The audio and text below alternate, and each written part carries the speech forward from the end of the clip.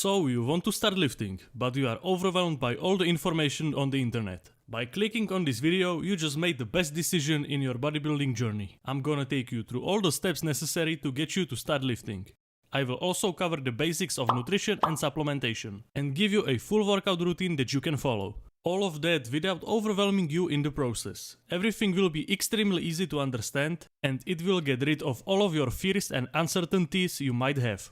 And I would advise you to not skip any part of this video, if you don't want to feel lost and confused once again. So, let's begin. The first step you have to take is to go to the gym. I know that you might feel self-conscious when you step into the gym full of big guys, but trust me, most of them are just gentle giants. No one will judge you because you are skinny or overweight. Everyone started somewhere. People will be more than happy to help you out if you ask them. Because that's somewhat of a compliment to them. Because you are asking them about what they know and what they are passionate about. And people love talking about stuff that they are passionate about. And one more thing that could also help you is to find a friend to go with. It can be a newbie like you or someone who has some experience under their belt, so they can guide you on your journey. Or if you have the money, just invest in a personal trainer. Or you can invest in my Patreon if you would like to get help from me personally and get access to more cool stuff, like the Simplified Hub, which has all the information about bodybuilding in a simple written form. Link in the description. Thanks! So you made it. You are now in the gym, feeling good, but you are not sure what exercises to pick, because you feel overwhelmed once again.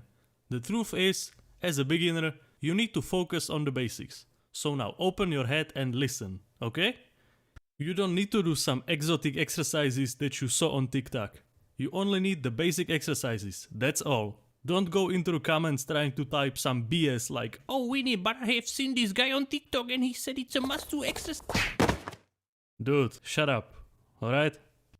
It's probably some guy with a dangling earring who just finished the 30-day trend challenge. So I wouldn't really be listening to what he has to say. I completed the 30-day trend challenge and the results might just shock you. The challenge is simple. Take trend for 30 days and see how much progress you can actually make. Alright, now that we got this out of the way, I can now show you a training plan that you can do, which focuses on the basics, which are going to be the important building blocks moving forward. Because as a matter of fact, all the fancy exercises are based on the most basic variation of the exercise. So if you were to start with all the fancy exercises instead of the basics, it would be just like building the roof of the house before you even built the foundation in the first place. So this is the routine. It's made of workout A and workout B. It's specifically made to teach you the basic movement patterns. If you are just starting out, run this program for at least 3 to 6 months. Once you master all the basics, you can slowly move to more advanced stuff like isolation exercises. Yes, this program has no isolation exercises, as I believe that if you are a complete beginner, there is no point in doing any isolation exercises, because you have no idea where the muscle you are isolating even is. So you would just end up doing some movements that are most likely not working the muscle that they are supposed to, nor teaching you how to target that muscle specifically. The only isolation exercise in this workout is the biceps curl, because I think that this is a movement pattern worth practicing. Plus, everyone wants to have a big biceps, so you can start building them right away. I knew that you would have added them to the workout anyway. I know how you think. I'm in your head. This workout I'm about to give you is a 4-day split, which consists of workout A and workout B. So the way you can schedule it can be, for example, like this. Or like this. Or in any other way you find convenient for you. And before you start the workout, warm up at least a little bit. I'm not forcing you to spend 15 minutes stretching. Just warm up the most important joints like shoulders, wrists, knees and hips. You don't need to do anything fancy. Just think of what you used to do in school in your PE classes. You're clever, you can figure it out. Alright, now that your body is warmed up, we can start with the workout A, where you do chest, shoulders, triceps and legs. You start out with bench press and then move on to the incline bench press. You can choose if you want to do them with dumbbells or a barbell, but I would recommend you to try both variations over time. For both bench press and incline bench press, you want to do 3 sets of 10 reps. This was the chest focused part. Now let's move on to the shoulders. For shoulders, you will do overhead press. 4 sets of 8 reps. Here the same thing applies. You can choose between dumbbells or a barbell. and also if you want to perform the exercise sitting or standing. And as I said before, start out with the variation you like more, but over time, definitely try all the variations so you can figure out which one is the best for you. But don't jump from variation to variation, stick to one variation for a longer time, and to finish this workout off, you will do squats, so do 4 sets of 8 reps. Whoa, slow down, I hear you.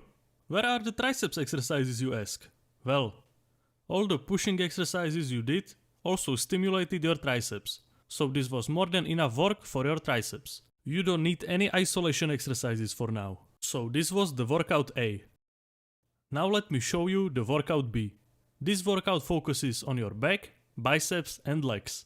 You start out with pull-ups. If you can't do pull-ups just yet, do some version of assisted pull-ups. Either using a band or let someone hold your legs. Or just do negatives, which means that you jump up on the bar into the top position and then slowly lower yourself down. Or you can just start with the lat pull-down machine. And then you move on to the barbell row. For both of these exercises, do 3 sets of 10 reps. And next up we have the deadlift. Do 4 sets of 8 reps. And if you are really struggling with the deadlift, you can start just by lifting the empty bar. Don't be ashamed, no one is going to judge you. It's better to leave your ego at the door and master the technique properly than try to lift something that you can't and injuring yourself in the process. And to finish off this workout, we got a biceps exercise. I would recommend just the most basic curl variation, either with dumbbells or a barbell. 3 sets of 10 reps. Really focus on the technique, no swinging around. Be mindful of what you are doing. So this was the workout B. And one more thing that will help you to master the technique of all the exercises is to record your sets. Sometimes you think that you are doing the exercise properly, but when you look at the video of that set, you will see that it really wasn't the case. And no, it's not weird to take videos of your sets. Most of the people don't care what other people are doing, if it's not harming them in some way. You think that someone comes home in the evening and is like, "Dude, today I saw a guy at the gym recording his sets, lol. I was thinking about it the whole day." People have enough of their own problems, so don't worry about others. If you follow this program exactly while applying progressive overload, you will learn all the basics while gaining a lot of muscle. Oh, you are not sure what progressive overload is? It basically means gradually increasing the difficulty of the exercise that you are doing. So try to consistently add more weight to the bar every week. That is what is the main driver of muscle growth. And if you would like to learn more about progressive overload, click in the top right now. And also, don't forget to track your workouts. You can use the notepad in your phone or use a tracking app. Or just write it down on paper. You want to keep track of how many sets and reps you did and how much weight you used, so you can try to beat your previous record in your next workout. That's how you can easily make sure that you are constantly progressively overloading. So now that you are comfortable at the gym and you know what training plan to do, the last 2 things that you might still be overwhelmed by are nutrition and supplementation. Let's start with nutrition. You for sure heard about all the macros and micros and all the other stuff that just makes your head spin. The only macro you need to care about is protein.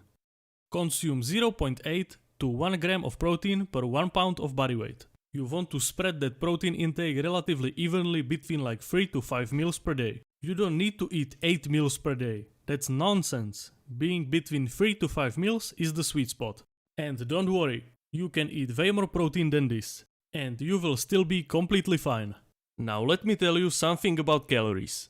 If you are skinny, you need to bulk up. To bulk up, you need to stay in a calorie surplus. And if you want to cut, you need to be in a calorie deficit. So the first thing you need to do is to find your maintenance calories. You can do this easily by typing TDEE calculator in your browser. And after you enter your age, weight, height and your activity level, it will give you your estimated maintenance calories. And you can even click on the cutting/bulking icons and it will tell you how many calories you should eat to achieve that goal. Plus, it will also give you a macronutrient breakdown, but as I said, you don't need to worry about that. Just focus on getting enough protein. That's the only thing that matters. The next question is, should you cut if you are overweight? I would say that you don't even need to cut if you aren't like extremely obese. I would recommend you to stay in a slightly overweight state. as you will be able to put on more muscle, and you can cut down later when you gain more experience over the time. And if you are a skinny fat, I would also recommend you to bulk up a little bit. Because if you were to just cut, you would end up like a skeleton, because you have no muscle to show, and building muscle is way harder when you are skinny. So don't forget to eat your food. Now let me tell you something about supplements. If you want to take any supplements, the only ones I would recommend are protein powder and creatine. I wouldn't even recommend buying BCAAs or EAAs, as they are definitely not needed. They are just a cherry on top. Protein powder is a great supplement if you are not getting enough protein in your diet, and it's also very useful for making various high protein recipes. But it's definitely not needed if your diet is on point. And creatine is very cheap, so if you want to get a nice little boost, this would be the choice. Consume 5 grams every day. And don't start with the, am I gonna lose my hair? Just take your 5 grams and don't overwhelm yourself with stuff that doesn't matter. And because you made it all the way here, I will show you this visual representation of how things impact your muscle gain. If this video didn't get rid of all of your fear and confusion yet, then this will. As you can see, by covering all the basics, consuming enough protein and sleeping well, you just covered everything that you need to. Just by doing these simple and basic things. The rest are just the smallest things imaginable that are just simply not necessary if you are relatively new to the gym or if you are not a competitive bodybuilder.